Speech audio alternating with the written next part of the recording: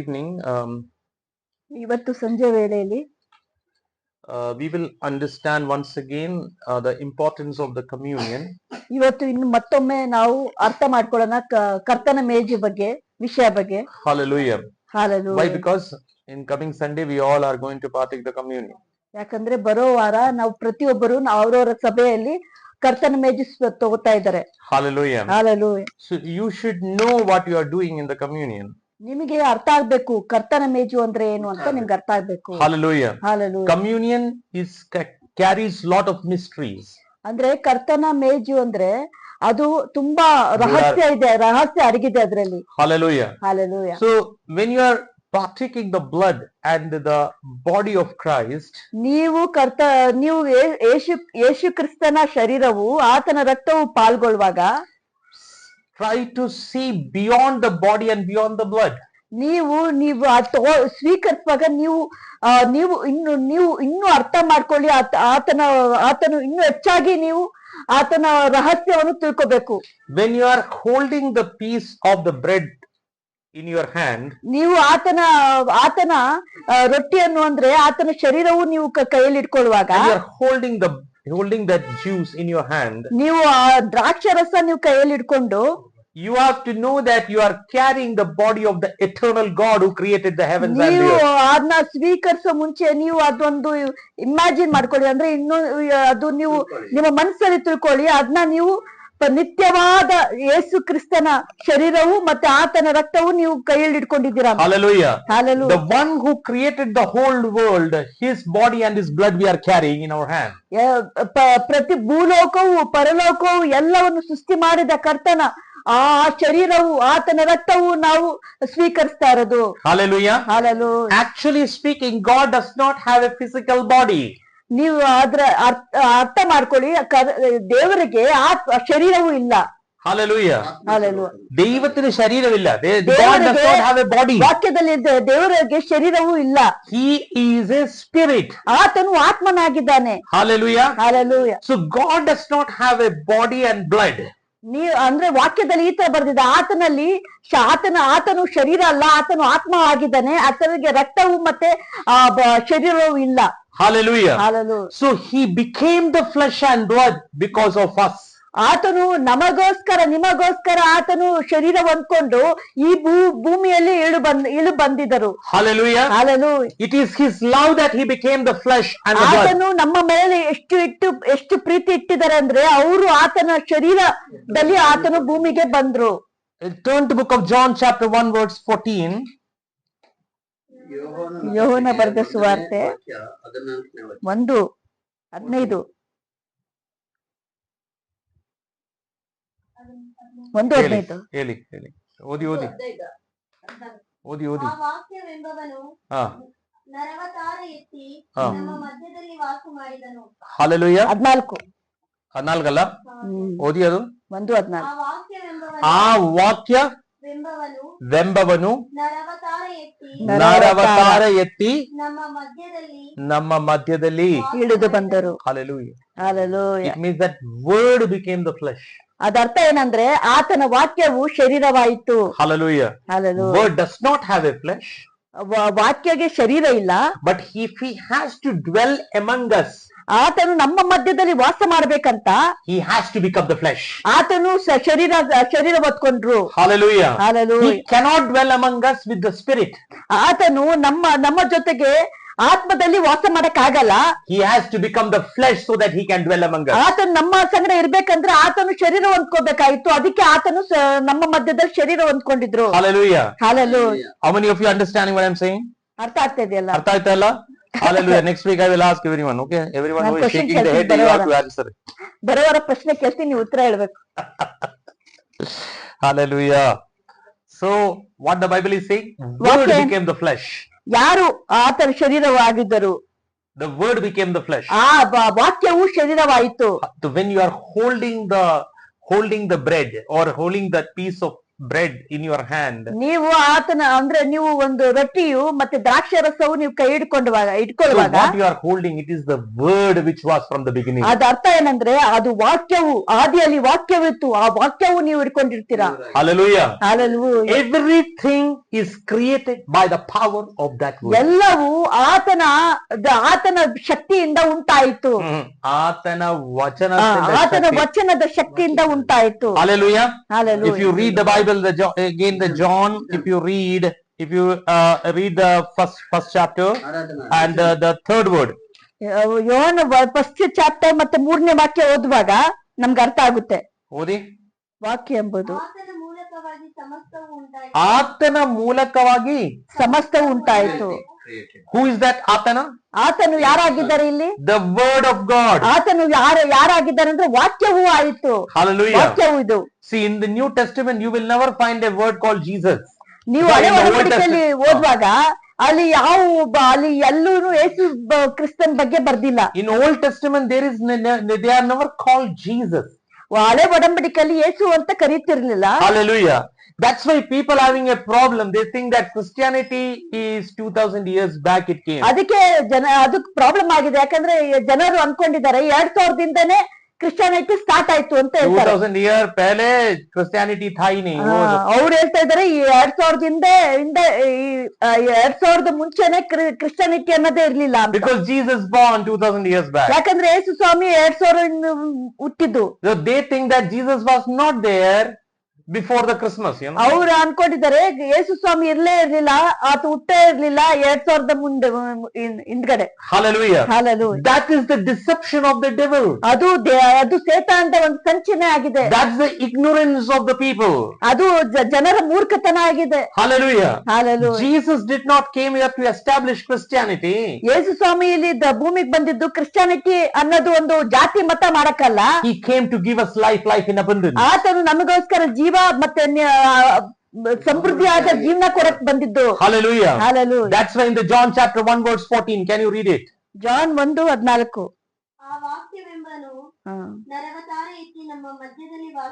Okay, can you read John chapter 6 verse 53 and 58? ವಾಕ್ಯ ಎಂಬುದು ಮನುಷ್ಯನಾಗಿ ನಮ್ಮೊಂದಿಗೆ ವಾಸವಾಯಿ. John chapter 6 verse 53. 53, 54, 55. ಓದಿ. ನಿನಗೆ ನಿಜವಾಗಿ ಹೇಳುತ್ತೇನೆ, ನೀವು ಮನುಷ್ಯ ಕುಮಾರನ ಮಾಂಸವನ್ನು ತಿನ್ನದೆ ಅವನ ರಕ್ತವನ್ನು ಕುಡಿಯದೆ ಹೋದರೆ ನಿಮ್ಮೊಳಗೆ ಜೀವವಿಲ್ಲ. Hallelujah. It means the communion gives us what? ಅಂದ್ರೆ ವಾಕ್ಯದ ಅರ್ಥ ಏನಂದ್ರೆ ಕರ್ತನ ಮೇಲೆ ಏನ್ ಕೊಡ್ತದೆ ನಮ್ಗೆ? ಜೀವವನ್ನು ಕೊಡ್ತದೆ. Hallelujah. Hallelujah. He is saying that if you are not eating the body and the blood, you don't have life. Amen. ನೀವು ಆತನ ಶರೀರವು ಮತ್ತೆ ಆತನ ರಕ್ತವು ಸ್ವೀಕರಿಸಿಲ್ಲ ಅಂದ್ರೆ ನಿಮ್ಮಲ್ಲಿ ಜೀವವೇ ಇಲ್ಲ. Hallelujah. Hallelujah. When you don't have the true life of God, you are already dead. ನಿಮ್ಮ ಹತ್ರ ದೇವರ ಜೀವ ಇಲ್ಲ ಅಂದ್ರೆ ನೀನು ಆಲ್ರೆಡಿ ಸತ್ತೋಗಿದ್ಯಾ ಅಂತ ಅರ್ಥ. Hallelujah. Hallelujah. You will directly go to hell. ನೀವು ನರಕಕ್ಕೆ ಹೋಗ್ತೀರಾ ಅಂತ ಅರ್ಥ. Hallelujah. Hallelujah. If a dead body, what is the use of a dead body? ಅರ್ಥ ಮಾಡ್ಕೊಳ್ಳಿ, ಸತ್ತೋಗಿರೋ ಶರೀರ ಏನಕ್ಕೆ ಉಪಯೋಗ ಆಗ್ತದೆ? ಉಪಯೋಗ ಆಯ್ತಾ? ಏನಕ್ಕೆ ಉಪಯೋಗ ಆಗಲ್ಲ. ಜೀವ ಉಳ್ಳ ಶರೀರ ವಾಕ್ಯ ಹಂಗೆ ಹೇಳ್ತದೆ ಇಲ್ಲಿ. ಏನ್ ಹೇಳ್ತಾರೆ ವಾಕ್ಯ? 6:53. What is saying? ಓದಿ ಪವಿತ್ರ once again. ರುಚಿತಾ, ಸಾರಿ ಪವಿತ್ರ. ನಿಮಗೆ ನಿಜವಾಗಿ ಹೇಳುತ್ತೇನೆ, ನೀವು ಮನುಷ್ಯ ಕುಮಾರನ ಮಾಂಸವನ್ನು ತಿನ್ನದೆ ಅವನ ರಕ್ತವನ್ನು ಕುಡಿಯದೆ ಹೋದರೆ ನಿಮ್ಮೊಳಗೆ ಜೀವ ಇಲ್ಲ. ಅದು ಸ್ಪಷ್ಟವಾಗಿ ಬರೆದಿದ್ದಾರೆ, ನಿಮ್ಮಲ್ಲಿ ಜೀವವೇ ಇಲ್ಲ. Hallelujah. Hallelujah. So why you are eating the communion? ಅದಕ್ಕೆ ನೀವ್ ಯಾಕೆ ಕರ್ತನ ಮೇಜು ಸ್ವೀಕರಿಸೋದು? So that you and I can have life. ನೀವು ನಮಗೆ ಜೀವನ ಬರ್ಬೇಕು ಅಂತ ಅದಕ್ಕೋಸ್ಕರ. Hallelujah. Hallelujah. This life is the life of the creator God. ಈ ಜೀವವು ಯಾವ್ದಂದ್ರೆ ಅದು ದೇವರಿಂದ ಬಂದಿರೋ ಜೀವನ ಆಗಿದೆ. ಅದು ದೇವರ ಜೀವ ಆಗಿದೆ. ದೇವರ ಜೀವ ಆಗಿದೆ. Hallelujah. Hallelujah. That life is the life of the word of God. ಅದು ಆ ಜೀವವು ದೇವರ ಬೆಳಕಾಗಿದೆ. ಅಲ್ಲ, ದೇವರ ವಾಕ್ಯದ ಜೀವ ಆಗಿದೆ. ದೇವರ ವಾಕ್ಯದಿಂದ ಬಂದಿರೋ ಜೀವ ಆಗಿದೆ. Hallelujah. Hallelujah. Because Bible says the word became the flesh. ವಾಕ್ಯ ಹೇಳ್ತದೆ ಆ ವಾಕ್ಯವು ಆತ ಶರೀರ ಆಗಿತ್ತು. Hallelujah. Hallelujah. So when the word became the flesh, ವಾಕ್ಯವು ಶರೀರ ಆದಾಗ Jesus is saying, if you eat my flesh, ಅದೇ ತರ ಯೇಸು ಸ್ವಾಮಿ ಏನ್ ಹೇಳ್ತಾ ಇದ್ದಾರೆ, ನನ್ನ ಶರೀರವನ್ನು ಸ್ವೀಕರಿಸುವಾಗ you will have life. ನಿಮ್ಮಲ್ಲಿ ಜೀವವಿರ್ತದೆ, ನಿತ್ಯ Hallelujah. ಜೀವ ಇರ್ತದೆ. If you don't have life, everything which is ruling in this world control your life. ನಿಮಗೆ ಆ ದೇವ್ರು ಕೊಡೋ ವಾಕ್ಯದಿಂದ ಬರುವ ಜೀವ ಇಲ್ಲ ಅಂದ್ರೆ ಈ ಲೋಕದಲ್ಲಿ ಸಂಚಾರುವಂತ ಈ ಲೋಕದ ಸೇತನ ಅಧೀನದಲ್ಲಿ ಇರ್ತೀರಾ. Hallelujah. Hallelujah. കർത്താവിന്റെ ജീവൻ നിങ്ങളുടെ ഉള്ളിലില്ലെങ്കിൽ നിങ്ങൾ പിശാചിന്റെ അടിമത്തത്തില. ಕರ್ತನ ಜೀವನ ನಿನ್ನೊಳಗಿಲ್ಲ ಅಂದ್ರೆ ನೀವು ಸೇತನ ಅಡಿಮೆಯಲ್ಲಿ ಇರ್ತೀರಾ. Hallelujah. Hallelujah. We can live a good and a healthy life without Jesus. ನಾವು ಒಳ್ಳೆ ആരോഗ്യമുള്ളവരാಗೂ ಕೂಡ ಯೇಸು ಸ್ವಾಮಿ ಇಲ್ಲದೆ ನಾವು ಜೀವನ ಮಾಡಬಹುದು. യേശു ഇല്ലാതെ വേളയിലും ആരോഗ്യത്തോടൊക്കെ ജീവിക്കാം. ಹಾ, കറക്റ്റ്. Hallelujah. Hallelujah. യേശു ഇല്ലാതെ വേണേലും സമ്പത്ത് ഉണ്ടാക്കാം, പൈസ ഉണ്ടാക്കാം, ಸಂಪತ್ತು ಸಂಪಾದನೆ ಮಾಡಬಹುದು, ಒಳ್ಳೆ ಆರೋಗ್ಯನೂ ಇರ್ಬೋದು. പക്ഷേ യേശു ഇല്ലാതെ ആ ദൈവത്തിന്റെ ജീവൻ നമ്മുടെ ഉള്ളിലേക്ക് ಬಟ್ ಅರ್ಥ ಮಾಡ್ಕೊಳ್ಳಿ, ಯೇಸು ಸ್ವಾಮಿ ಇಲ್ಲದೆ ಆತನ ಜೀವವು, ಆತನ ವಾಕ್ಯದಿಂದ ಬಂದಿದ್ದ ಜೀವವು ನಮ್ಮಲ್ಲಿ ವಾಸ ಮಾಡಲ್ಲ. Hallelujah. Hallelujah. ലോകത്തിലെ ഓരോ ദൈവങ്ങളും തന്റെ ജീവൻ മനുഷ്യർക്ക് വേണ്ടി കൊടുത്തിട്ടില്ല. ಈ ಲೋಕದಲ್ಲಿ ಎಲ್ಲ ನೋಡಿ, ಈ ಲೋಕದಲ್ಲಿ ಯಾರು ಕೂಡ ಮನುಷ್ಯ ನಮಗೋಸ್ಕರ ಜೀವವು ಕೊಟ್ಟಿಲ್ಲ. എല്ലാ ദേവീ ദേവതകളും മനുഷ്യരുടെ ജീവൻ എടുത്തിട്ടേ ഉള്ളൂ. ജീവൻ തരുന്ന ദൈവം ആരും കണ്ടില്ല. ಎಲ್ಲ ದೇವಿ ದೇವತೆಗಳು ಅಂತ ಹೇಳ್ಸ್ಕೊಳ್ಳೋರು ಅವ್ರು ಜಸ್ಟ್ ಮನುಷ್ಯನ ಜೀವನ ತೆಗೆದಿದ್ದಾರೆ ಹೊರತು ಅವ್ರು ಯಾರು ಜೀವ ಕೊಟ್ಟಿಲ್ಲ. Hallelujah. Hallelujah. ജീവൻ മനുഷ്യന് കൊടുത്ത ഒരേ ഒരു ദൈവം അത് യേശു മാത്രമാണ്. ಒಂದೇ ಒಂದು ದೇವರು ಮಾತ್ರ, ಯೇಸು ಕ್ರಿಸ್ತನಾಗಿದ್ದಾನೆ. Hallelujah. ಜೀವ ಕೊಟ್ಟು മനുഷ്യനെ അവിടുന്ന് സ്ഥാപിച്ച ഒരേ ഒരു ദൈവം യേശുവ. ಆತನು ನಮಗೆ ಸ್ಥಾಪನೆ ಮಾಡಿದ್ದು ಕ್ರಿಸ್ತನಾಗಿದ್ದಾನೆ, ಕ್ರಿಸ್ತನಾಗಿದ್ದಾನೆ. Hallelujah. Hallelujah. So you should know that while you are eating the communion. ಅದಕ್ಕೆ ನೀವು ಅರ್ಥ ಮಾಡ್ಕೊಳ್ಳಿ, ನೀವು ಯಾಕೆ ಕರ್ತನ ಮೇಜು ಸ್ವೀಕರಿಸೋದಂತೂ ಅರ್ಥ ಮಾಡ್ಕೊಳ್ಳಿ. അതുകൊണ്ട് നിങ്ങൾ മനസ്സിലാക്കണം എന്തിനാ കർത്താവിനെ വിശ്വസിക്കുന്നത്. ಅದಕ್ಕೆ ನೀವು ಅರ್ಥ ಮಾಡ್ಕೊಳ್ಳಿ ಯಾಕೆ ಕರ್ತನನ್ನು ವಿಶ್ವಾಸ ಮಾಡಬೇಕು. Hallelujah. Hallelujah. You cannot say that Jesus is one among all other gods. ಈ ತರ ಹೇಳಕ್ಕಾಗಲ್ಲ, ಯೇಸು ಸ್ವಾಮಿ ಒಂದು ಎಲ್ಲಾ ದೇವರಿಗೂ ಜೊತೆಗೆ ಒಂದು എല്ലാ ദൈവങ്ങളും ഒന്നല്ല. ಆತನು ಎಲ್ಲಾ ದೇವ್ರ ತರ ಅಲ್ಲ. യേശു എല്ലാ ദൈവങ്ങളിലും ഒരാകുന്ന ദൈവമല്ല. ಆತನು ಒಂದೇ ಸಮಾನ ಆಗಲ್ಲ. Hallelujah. അവൻ ആദിയും അന്ത്യവുമായതിനാൽ ಆತನು ಆದಿಯೂ ಆಗಿದ್ದಾನೆ, ಆತನ ಅಂತ್ಯನೂ ಆಗಿದ್ದಾನೆ. Hallelujah. അവൻ അനന്തകാലം മുതലേ അവൻ ഉള്ളതിനാൽ ಆತನು ಅನಂತ ಕಾಲದಿಂದ ಇರುವನಾತ ಆಗಿದ್ದಾನೆ. അവൻ സമയത്തെക്കാട്ടിലും ജീവനെക്കാളിലും മരണത്തെക്കാളിലും വലിയവനായതിനാൽ ಆತನು ಸಮಯಕ್ಕಿಂತ ಮುಂಚೆನೆ, ಆತನು ಜೀವಕ್ಕೆ ಮರಣಕ್ಕಿಂತ ಮುಂಚೆನೆ ಆತನು ದೊಡ್ಡವನಾಗಿದ್ದಾನೆ. അവൻ സൃഷ്ടിക്കപ്പെട്ട സകലതിനേക്കാൾ ഉയർന്നവനായതിനാൽ ಆತನು സൃഷ്ടിക്കപ്പെട്ടതിനേക്കാൾ ಅದು ಹೇಳಪ್ಪ. he is the one who is above every creation. ಆತನು ಆತನು ಸೃಷ್ಟಿಕ್ಕಿಂತ ಮೊದಲೇ ನಿತ್ಯ ಇರುವಂತ ದೇವರಾಗಿದ್ದಾರೆ. Hallelujah. Hallelujah. Through him everything is created. ಆತನ ಮೂಲಕ ಎಲ್ಲವೂ ಸೃಷ್ಟಿ ಆಯ್ತು. ಓದಿ ಪವಿತ್ರ ಆತನ ಮೂಲಕ ಎಲ್ಲ ಉಂಟಾಯ್ತು. 1:13 John 1:3. ಆತನ ಮೂಲಕ ಎಲ್ಲ ಉಂಟಾಯ್ತು. ಆದಿಯಲ್ಲಿ ವಾಕ್ಯವಿತ್ತು, ಆ ವಾಕ್ಯವು ದೇವರ ಬಳಿಯಲ್ಲಿತ್ತು, ಆ ವಾಕ್ಯವು ದೇವರಾಗಿತ್ತು, ಆ ವಾಕ್ಯವೆಂಬನು ಆದಿಯಲ್ಲಿ ದೇವರ ಬಳಿಯಲ್ಲಿದ್ದನು, ಆತನ ಮೂಲಕವಾಗಿ ಸಮಸ್ತವೂ ಉಂಟಾಯಿತು. മനസ്സിലാവുന്നുണ്ടോ? ആതന മൂലക സമസ്തവും, ಆತನ ಮೂಲಕ ಸಮಸ್ತ ಉಂಟಾಯಿತು. Hallelujah. Hallelujah. Your future is created by the power of his ನಿಮ್ಮ word. ಭವಿಷ್ಯವು ಆತನ ವಾಕ್ಯದ ಶಕ್ತಿಯಿಂದ ನೀವು ಸೃಷ್ಟಿಯಾಗಿದೆ. Hallelujah. Hallelujah. Your prosperity is made through the word of God. ನಿಮ್ಮ ಸಮೃದ್ಧಿಯು ಆತನ ವಾಕ್ಯ ಮೂಲಕ ಉಂಟಾಗ್ತದೆ. Your victory is made through the word of God. ನಿಮ್ಮ ಜಯವು ಆತನ ವಾಕ್ಯ ಮೂಲಕ ಉಂಟಾಗ್ತದೆ. Your healing is made through the word of ನಿಮ್ಮ God. ಸೌಖ್ಯವು ಆತನ ವಾಕ್ಯದ ಮೂಲಕ ಶಕ್ತಿ. It means how much you can able to contain the word of God, and that much your blessing ಎಷ್ಟು is. ನೀವು ಸ್ವೀಕರಿಸಿದ ವಾಕ್ಯವು ಅಷ್ಟು ನಿಮಗೆ ಆಶೀರ್ವಾದ ದೇವರು ಕೊಡ್ತಾರೆ. Hallelujah. Hallelujah. Until and unless you don't have the revelation of the word of God, ನಿಮಗೆ ಆತನ ವಾಕ್ಯದ ಪ್ರಕಟಣೆ ಇಲ್ಲ ಅಂದ್ರೆ you will never have the life of God and the ನಿಮ್ಮ ಹತ್ರ success of God. ನಿಮ್ಮೊಳಗೆ ಆತನ ಜೀವವು ವಾಸ ಮಾಡಕ್ಕಾಗಲ್ಲ. Hallelujah. Because when you partake the communion, ನೀವು ಆತನ ಕರ್ತನ ಮೇಜು ಆತನ ಸ್ವೀಕರಿಸುವಾಗ you should know what you are taking. ನಿಮ್ಗೆ ಅರ್ಥ ಮಾಡ್ಕೋಬೇಕು ನೀವ್ ಏನ್ ತಗೋತಾ ಇದೀರಾ ಅಂತ. Hallelujah. Hallelujah. If you don't know what you are taking, ನೀವು ಸುಮ್ನೆ ತಗೋಬಾರ್ದು. ನಿಮ್ಗೆ ಗೊತ್ತಿಲ್ಲ ಅಂದ್ರೆ ಅದೇನ್ ಸ್ವೀಕರಿಸ್ತಾ ಇದೀನಂತ it is going to be dangerous for you. ನಿಮ್ಗೆ ಅದು ನಿಮ್ಗೆ ಗೊತ್ತಾಗಲ್ಲ. ನಿಮ್ಗೆ ಅದು ತುಂಬಾ ಭಯಂಕರವಾಗ್ತದೆ. Hallelujah. Hallelujah. It is going to be dangerous for you. ಅದು ತುಂಬಾ ಭಯಂಕರವಾಗ್ತದೆ. ಸುಮ್ನೆ ಸ್ವೀಕರಿಸಕ್ ಹೋಗ್ಬೇಡ್ರಿ. You know, ಅರ್ಥ ಮಾಡ್ಕೊಂಡು you know that was the first time when the Judas was the Satan entered at the time in ನೀವು ಅದು ಮೊದ್ಲೇ ಸತಿ ಎಲ್ಲಿ ಏನಾಯ್ತಂದ್ರೆ ಯೇಸು ಸ್ವಾಮಿ ಜೊತೆಗೆ ಇರ್ತಾರೆ ಜೂಡಸ್ಸು. ಆತನು ರೊಟ್ಟಿ ತಿಂದ ತಕ್ಷಣನೇ ಆ ಸೇತಾನ್ ಬಂದ ಆತನ ಒಳಗೆ ನುಗ್ತಾನೆ. Hallelujah. Hallelujah. In front of Jesus, every Satan used to run away. ಆ ಯೇಸು ಸ್ವಾಮಿ ಮುಂದೆನೆ ಎಲ್ಲ ಸೇತಾನು ಓಡಬೇಕಾಗಿತ್ತು. But here in front of Jesus, Satan is entering. ಇಲ್ಲಿ ನೋಡಿ, ಇಲ್ಲಿ ಅರ್ಥ ಮಾಡ್ಕೊಳ್ಳಿ. ಯೇಸು ಸ್ವಾಮಿ ಮುಂದೆನೆ ಜೂಡಸ್ ಒಳಗಡೆ ಸೇತಾನ ಎಂಟರ್ ಆಗ್ತೈತೆ. Hallelujah. Hallelujah. Why?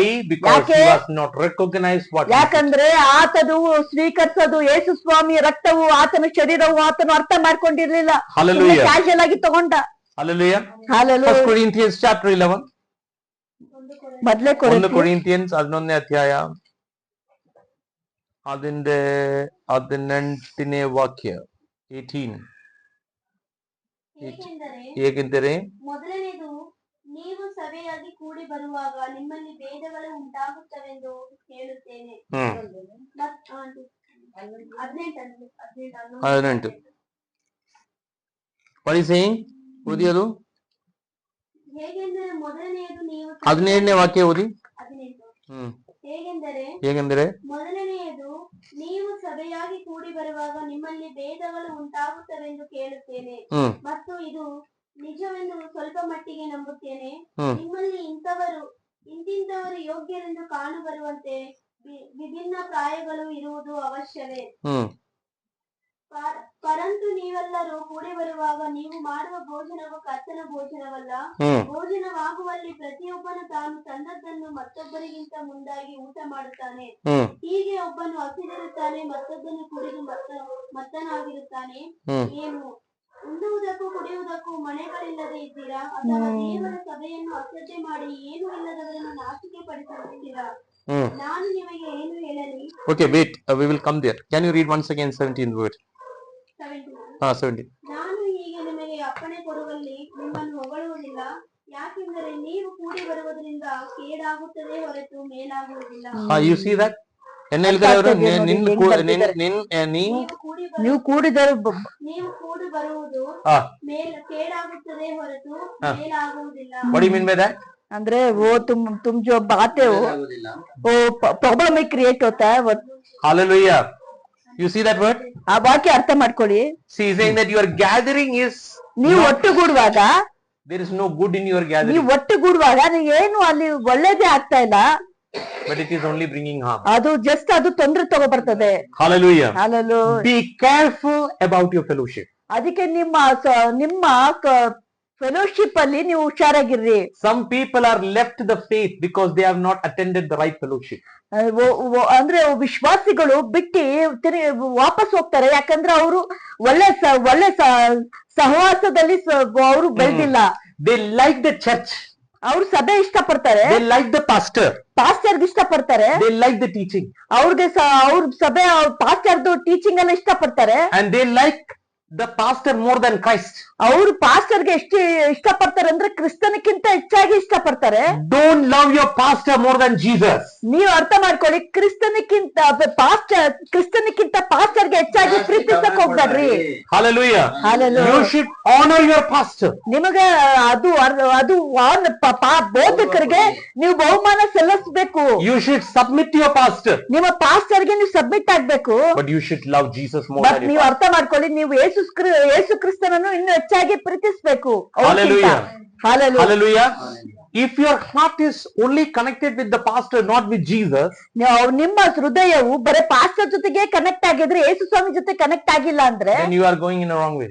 ಅದನ್ನು ಅರ್ಥ ಮಾಡ್ಕೊಳ್ಳಿ. ನೀವು ತಪ್ಪಾದ ದಾರಿಯಲ್ಲಿ ಹೋಗ್ತಾ You ಇರ್ತೀರಾ. are having fellowship, but your heart is not with Jesus. Your ನಿಮ್ಗೆ heart is the ನಿಮ್ಮ pastor. ಸಹವಾಸ ಇದೆ, ವಿಶ್ವಾಸಿ ಆಗಿದ್ಯಾ, ಬಟ್ ನಿಮ್ಮ ಹೃದಯ ಆತನ ಕ್ರಿಸ್ತನಿಗೆ ಕನೆಕ್ಟ್ ಆಗಿಲ್ಲ, ಬರೀ ಪಾಸ್ಟರ್ ಮೇಲೆ ಕನೆಕ್ಟ್ ಆಗೈತೆ ಅಂದ್ರೆ ಅದು ತಪ್ಪಾದ ದಾರಿ ಆಗಿರ್ತದೆ. Hallelujah. Then whatever pastor is going to throw in your mouth, you will swallow it. ನೀವೇನ್ ಮಾಡ್ತೀರಿ, ಪಾಸ್ಟರ್ ಏನೇನು ಬಿಸಾಕ್ತಾರೋ ನೀವು ಒಳಗಡೆ ನುಂಗ್ತಾ ಇರ್ತೀರಾ. And you don't know what is right and what is wrong. ನಿಮ್ಗೆ ಅರ್ಥ ಮಾಡ್ಕೊಳ್ಳಲ್ಲ, ತಪ್ಪು ಯಾವ್ದು ಸರಿ ಅದು ನೀವು ಅರ್ಥ ಮಾಡ್ಕೊಳ್ಳಲ್ಲ. The Paul is saying here Paul ಅವರು ಈ ತರ ಬರಿತಾ ಇದ್ದಾರೆ, that for your meeting do not do more harm than good.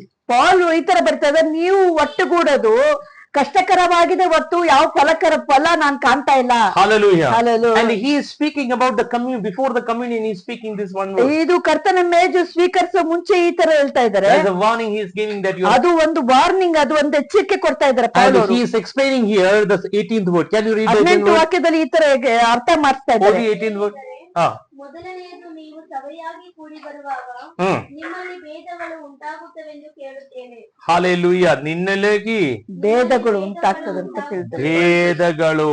Hallelujah. What do you mean by ಭೇದಗಳು? ಭೇದಗಳು ಅಂದ್ರೆ ಬೇರೆ ಬೇರೆ ತರ ಬೇರೆ ಬೇರೆ ಆಲೋಚನೆ, ಚಿಂತೆ, ಆಲೋಚನೆ. ಹಸ್ಬೆಂಡ್ ವೈಫ್ ಇಲ್ಲ, ಬೇರೆ ಬೇರೆ ಐಕ್ಯತೆ ಇಲ್ಲ, ಗಂಡ ಹೆಂಡತಿ ಮಧ್ಯದಲ್ಲಿ ಐಕ್ಯತೆ, ಒಂದು ದರ್ಶನ ಇಲ್ಲ, ಬೇರೆ ಬೇರೆ ತರ ಇರ್ತದೆ. ಸಹೋದರ ಮಧ್ಯೆ ಮತ್ತೆ ಸಹೋದರ ಸಹೋದರಿಯಲ್ಲಿ ಐಕ್ಯತೆ ಇರಲ್ಲ, ಅವರು ಬೇರೆ ಬೇರೆ ಆಲೋಚನೆ ಇರ್ತದೆ, ಅದು ಯಾವ್ದು ಫಲ ಕೊಡಲ್ಲ. Hallelujah. Hallelujah. If you are not having love for your spouse, ನಿಮ್ಗೆ ಹೆಂಡತಿ ಮೇಲೆ ಇಲ್ಲ ಗಂಡನ ಮೇಲೆ ನಿಮ್ಗೆ ಪ್ರೀತಿ ಇಲ್ಲ if ಅಂದ್ರೆ, you don't have love for your brother and your sister ನಿಮ್ಮ in the church, ಸಹೋದರಿ ಮೇಲೆ ನಿಮ್ಮ ಸಹೋದರ ಮೇಲೆ ನಿಮ್ಗೆ ಪ್ರೀತಿ ಇಲ್ಲ if ಅಂದ್ರೆ, you are still carrying the grudge or in the heart, ನಿಮ್ಮ ಹೃದಯದಲ್ಲಿ ಇನ್ನು ನೀವು ನಿಮ್ಮ ಕ್ಷಮಾಪಣೆ ಅಂದ್ರೆ ನೀವು ಸಮಾಪನೆ ಒತ್ಕೊಂಡಿಲ್ಲ, ನೀವು ಇನ್ನು ಕೋಪ ಇದ್ರೆ, hallelujah, Hallelujah, then that communion is not going to help you. ಆ ಕರ್ತನ ಮೇಜು ನಿಮ್ಗೆ ಯಾವ ತರ ಸಹಾಯಕ ಕೊಡಲ್ಲ. Hallelujah. Hallelujah. The Bible says it brings more harm. ವಾಕ್ಯ ಹೇಳ್ತದೆ ಅದು ಇನ್ನೂ ನಿಮ್ಗೆ ಕಷ್ಟಕರ ತಗೋಬರ್ತದೆ, ಹೊತ್ತು ಫಲ ಕೊಡಲ್ಲ. Hallelujah. Hallelujah. So when you are partaking the communion, ನೀವು ಯಾವಾಗ ಕರ್ತನ ಮೇಜು ಸ್ವೀಕರಿಸ್ತೀರಾ, examine yourself that ನೀವು am I ಅದಕ್ಕೆ carrying ವಾಕ್ಯದಲ್ಲಿ any ಈ ತರ ಬರ್ದಿದೆ, unforgiveness? ಆತರ ವಾಕ್ಯದಲ್ಲಿ ಈ ತರ ಬರ್ದು ನೀವೇ ಪರಿಶೋಧನೆ ಮಾಡ್ಕೊಳ್ಳಿ, ಎಲ್ಲಿ ನೀವು ಇದ್ದೀರಾ, Am ಬಿದ್ದಿದ್ದೀರಾ I ಅಂತ, having any unforgiveness? ಎಲ್ಲಿ ಕೊರತೆ ಇದೆ, ಎಲ್ಲಿ ನೀವು ಕ್ಷಮಾಪಣೆ ಮಾಡ್ತಾ ಇಲ್ಲ, ದೇವ್ರ ಹೇಳ್ತಾ ಕ್ಷಮಿಸು, ಬಟ್ ನೀವು ಕ್ಷಮಾಪಣೆ ಮಾಡ್ತಾ ಇಲ್ಲ, ಎಲ್ಲಿ ನಿಮಗೆ ಕೊರತೆ ಇದೆ, Am I- ಕೊರಗು ಇದೆ, ಅಲ್ಲಿ ನಾವು ಕರೆಕ್ಟ್ ಮಾಡ್ಕೋಬೇಕು. Am I not having, I'm able to love anyone? I am ನೀವು able ನೀವೇ to be- ಪರೀಕ್ಷೆ ಮಾಡ್ಕೊಳ್ಳಿ, ನಾನ್ ನಾನ್ ದ್ವೇಷ ಮಾಡ್ತಾ ಇದ್ದೀನ, ಇಲ್ಲ Hallelujah. ಯಾರ್ಗಾರ ನಾನು ಕ್ಷಮಿಸ್ತಾ ಇಲ್ವಾ ಅಂತ Hallelujah. ನಾವೇ ಪರೀಕ್ಷೆ ಮಾಡ್ಕೋಬೇಕು, Yes. ಪರೀಕ್ಷೆ ಮಾಡ. ಪರೀಕ್ಷೆ ಮಾಡ್ಕೋಬೇಕು. Hallelujah. So Hallelujah. when what you are examining ಅದೇ yourself, ವಾಕ್ಯ ಪೌಲ್ ಅವ್ರ ಈ ತರ ಬರ್ತದೆ, ನೀವ್ ಯಾವ್ದು ನಿಮ್ಗೆ ನಿಮ್ಮ ಬಲಹೀನತೆ ಕಾಣ್ತಾ ಇದೆಯೋ, you have to examine yourself. ನಾವು ಪರಿಶೋಧನೆ, ನಾವು ಬೇರೆಯವ್ರಿಗೆ ಪರಿಶೋಧನೆ ಮಾಡುವಂತ ಹೇಳ್ತಾ ಇಲ್ಲ, ನೀವೇ ಪರಿಶೋಧನೆ ಮಾಡ್ಕೊಳ್ಳಿ ಅಂತ ಹೇಳ್ತಾ ಇದಾರೆ ಪೌಲ್ ಅವರು. Before you touch the communion, ಕರ್ತನ ಮೇಜು ಮುಟ್ಟೋ ಮುಂಚೆ, examine that you are having any ಕರ್ತನ anger. ಮೇಜು ನಾವು ಸ್ವೀಕರಿಸೋ ಮುಂಚೆ ನಾವು ಪ್ರತಿಯೊಬ್ಬರು ಸಭೆಯಲ್ಲಾಗ್ಲಿ ಇಲ್ಲಾಗ್ಲಿ ನಾವು ಕರ್ತನ ಮೇಜು ಸ್ವೀಕರಿಸುವಾಗ ನಾವೇ ಪರೀಕ್ಷೆ ಮಾಡ್ಕೋಬೇಕು, ನಾನು ಎಲ್ಲಿ ಕ್ಷಮಾಪಣೆ ಮಾಡ್ತಾ ಇದೀನೋ ಇಲ್ವೋ, ನಾನು ಎಲ್ಲಿ ನಾನ್ ಸರಿಯಾಗ್ಬೇಕು, ಎಲ್ಲಿ ಯಾವ ರೀತಿ ನಾನು ಕ್ಷಮಿಸ್ಬೇಕು ಅಂತ ನಾವೇ ಪರಿಶೋಧನೆ ಮಾಡ್ಕೋಬೇಕು. Do you have unforgiveness with your pastor? ನಮ್ಮ ಪಾಸ್ಟರ್ ಜೊತೆಗೆ ಕ್ಷಮಾಪಣೆ ಇಲ್ವಾ? Pastor is not good. Pastor has not given has not heard my prayer. Pastor ಬೋಧಕರು ಒಳ್ಳೆಯವರಲ್ಲ, ಅವ್ರು ನನ್ನ ಏನು ಅವ್ರು ಕೇಳೋದೇ ಇಲ್ಲ ನನ್ನ ಬಗ್ಗೆ. He is not care for my family. ಆತನು ನಮ್ಮ ಫ್ಯಾಮಿಲಿ ಬಗ್ಗೆ ಕೇರೇ ಮಾಡಲ್ಲ. And you are having that grudge. ಆತರ ಗ್ರಜ್ಜ್ ಒಳಗಡೆನೆ ಬೆಳೆಸ್ಕೊಂಡು ಹೋದ್ರೆ, And you are eating the communion from the but same ಅದನ್ನ hand ನೀವು of the ಅದ್ರ pastor. ಮೇಲೆ ನೀವು ಕರ್ತನ ಮೇಜು ಬೇರೆ ಸ್ವೀಕರಿಸ್ತಾ ಇದೀರಾ. And it's with the hand of the same pastor. ಅದು ಆ ಬೋಧಕರಿಗೆ ದ್ವೇಷ ಮಾಡ್ತೀರಾ, ಆ ಬೋಧರ ಕೈಯಿಂದನೇ ನಾವು ಕರ್ತನ ಮೇಜು ಸ್ವೀಕರಿಸ್ತೀವಿ. You are speaking against your pastor with the same tongue. ನಿಮ್ಮ ಬಾಯಿಂದ ಆತನ ವಿರುದ್ಧವಾಗಿ ಮಾತಾಡ್ತಾ ಇದ್ರೆ, ಆತನ ವಿರುದ್ಧ ಆತನ ಸಂಗಡವೇ ನೀವು ಸ್ವೀಕರಿಸ್ತಾ ಇದ್ರಿ ಕರ್ತನ ಮೇಜು. And you are eating the communion from his hand. ಆತನ ಕೈಯಿಂದ ನಾವು ಕರ್ತನ ಮೇಜು ಸ್ವೀಕರಿಸ್ತೀರಿ. The Bible says it's dangerous. ವಾಕ್ಯ ಹೇಳ್ತದೆ ಅದು ಭಯಂಕರವಾಗಿದೆ. Hallelujah. Hallelujah. Are you learning something? Hallelujah. ಅರ್ಥ ಆಗ್ತಾ ಇದೆಯಲ್ಲ? Hallelujah. So continue Pavitra. Pavitra, correct. I'm only seeing the voice, hearing voice. I don't know who is there. 19 now, Pavitra. Okay. ನಿಮ್ಮಲ್ಲಿ ಇಂತಿಂತವರು ಯೋಗ್ಯ ಎಂದು ಕಾಣಬರುವಂತೆ Hmm. ಭಿನ್ನಾಭಿಪ್ರಾಯಗಳು ಇರುವುದು ಅವಶ್ಯವೇ. Hmm. ಪರಂತು ನೀವೆಲ್ಲರೂ ಕೂಡಿ ಬರುವಾಗ ನೀವು ಮಾಡುವ ಭೋಜನವು ಕರ್ತನ ಭೋಜನವಲ್ಲ. Hmm. ಭೋಜನವಾಗುವಲ್ಲಿ ಪ್ರತಿಯೊಬ್ಬನು ತಾನು ತಂದದ್ದನ್ನು ಮತ್ತೊಬ್ಬರಿಗಿಂತ ಮುಂದಾಗಿ ಊಟ ಮಾಡುತ್ತಾನೆ. Hmm. ಹೀಗೆ ಒಬ್ಬನು ಹಸಿದಿರುತ್ತಾನೆ, ಮತ್ತೊಬ್ಬನು ಕುಡಿದು ಮತ್ತನಾಗಿರುತ್ತಾನೆ. Hmm. ಏನು ಉಣ್ಣುವುದಕ್ಕೂ ಕುಡಿಯುವುದಕ್ಕೂ ಮನೆಗಳಿಲ್ಲದೆ ಇದ್ದೀರಾ? Hallelujah. So what he is Hallelujah. telling here, don't consider the communion like a ordinary food. ನೀವು ಕರ್ತನ ಮೇಜು ಸ್ವೀಕರಿಸುವಾಗ ಮನೆಯಲ್ಲಿ ಯಾವ ರೀತಿ ಊಟ ಮನೆ ಊಟ ಮಾಡ್ತೀವಿ ತರ. ಮನೆ ಊಟ ತರ ಅನ್ಕೋಬೇಡಿ. Hallelujah. Hallelujah. Give the respect to the communion. ಅಂದ್ರೆ ಅದು ಸ್ವೀಕರಿಸಾಗ ಬೇರೆ ರೀತಿ ಅದು ಬಹುಮಾನಿಸ್ಬೇಕು, ಅದು ಬಹುಮಾನ ಸಲ್ಲಿಸ್ಬೇಕು. Hallelujah. ಭಯಭಕ್ತಿಯಿಂದ 23rd ಚಿಂತೆ word. ಉಳ್ಳವರಾಗಿ ತಗೋಬೇಕು. ನಾನು ನಿಮಗೆ ತಿಳಿಸಿಕೊಟ್ಟ ಉಪದೇಶವನ್ನು ಕರ್ತನಿಂದ ಹೊಂದಿದೆನು. ಅದೇನೆಂದರೆ, ಕರ್ತನಾದ ಯೇಸು ತಾನು ಹಿಡಿದುಕೊಡಲ್ಪಟ್ಟ ರಾತ್ರಿಯಲ್ಲಿ ರೊಟ್ಟಿಯನ್ನು ತೆಗೆದುಕೊಂಡು ದೇವರ ಸ್ತೋತ್ರ ಮಾಡಿ ಮುರಿದು, ಇದು ನಿಮಗೋಸ್ಕರವಾಗಿರುವ ನನ್ನ ದೇಹ, ನನ್ನನ್ನು ನೆನೆಸಿಕೊಳ್ಳುವುದಕ್ಕೋಸ್ಕರ ಹೀಗೆ ಮಾಡಿರಿ ಅಂದನು. Okay. 23rd. Can you read it once again? 23ನೇ ವಾಕ್ಯ ಓದಿ. ನಾನು ನಿಮಗೆ ತಿಳಿಸಿಕೊಟ್ಟ ಉಪದೇಶ ಕರ್ತನಿಂದ ಹೊಂದಿದೆ. Hallelujah. So what is saying? This teaching came from whom? ಅಂದ್ರೆ ಆತನ ಪೌಲ್ ರೀತ ಬರ್ತದೆ. ಇದು ನಾ ಕಲ್ಸ್ಕೊಟ್ಟಿರೋದು ಯಾರು ಅಂದ್ರೆ ಕರ್ತನಿಂದ ಬಂದಿರೋದು. ಕರ್ತನಿಂದ ಬಂದಿರೋದು ಒಂದ್ ಸಂದೇಶ. Hallelujah. This is not from the church. ಅದು ಸಭೆಯಿಂದ ಬಂದಿದ್ದಲ್ಲ. This is not from any apostle. ಯಾವ ಪೌಲಿಂದ ಬಂದಿರೋದಲ್ಲ. This is not from a prophet. ಇದು ಪ್ರವಾದಿಯಿಂದ ಬಂದಿರೋದಲ್ಲ. This is even not from a pastor. Pastor ಇಂದ ಬಂದಿರೋದಲ್ಲ. Paul is saying, ಪೌಲ್ ಈ ತರ ಖುದ್ದಾಗಿ ಹೇಳ್ತಾ ಇದ್ದಾರೆ, I received this revelation ನಾನು ಡೈರೆಕ್ಟ್ ಆಗಿ ಈ ಪ್ರಕಟಣೆ ಹೆಂಗ್ ಬಂದಿರೋದಂದ್ರೆ ಕ್ರಿಸ್ತನಿಂದ ಬಂದಿರೋದು ಈ ಪ್ರಕಟಣೆ ಅಂತ ಬರೀತಾ ಇದ್ದಾರೆ.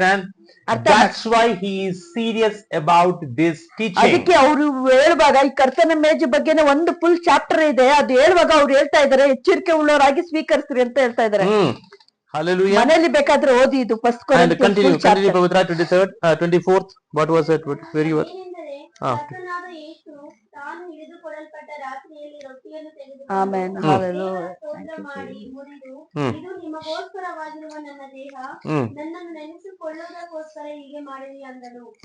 ಊಟವಾದ ಮೇಲೆ ಆತನು ಅದೇ ರೀತಿಯಾಗಿ ಪಾತ್ರೆಯನ್ನು ತೆಗೆದುಕೊಂಡು, ಈ ಪಾತ್ರೆಯು ನನ್ನ ರಕ್ತದಿಂದ ಸ್ಥಾಪಿತವಾಗುವ ಹೊಸ ಒಡಂಬಡಿಕೆಯನ್ನು ಸೂಚಿಸುತ್ತದೆ.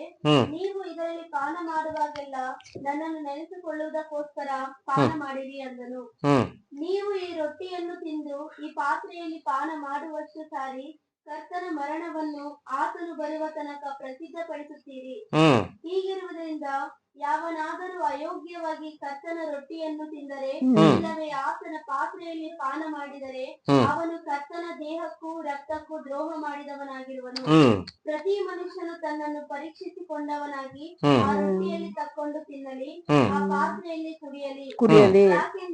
ಯಾಕೆಂದರೆ ದೇಹವೆಂದು ವಿವೇಚಿಸದೆ ತಿಂದು ಕುಡಿಯುವವನು ಹಾಗೆ ತಿಂದು ಕುಡಿಯುವುದರಿಂದ ನ್ಯಾಯ ತೀರ್ಪಿಗೆ ಒಳಗಾಗುವನು. ಈ ಕಾರಣದಿಂದಲೇ ನಿಮ್ಮಲ್ಲಿ ಬಹು ಮಂದಿ ಬಲಹೀನರು, ರೋಗಿಗಳು ಆಗಿದ್ದಾರೆ. ಬಲಹೀನಗಳು ಮತ್ತು ರೋಗಿಗಳು.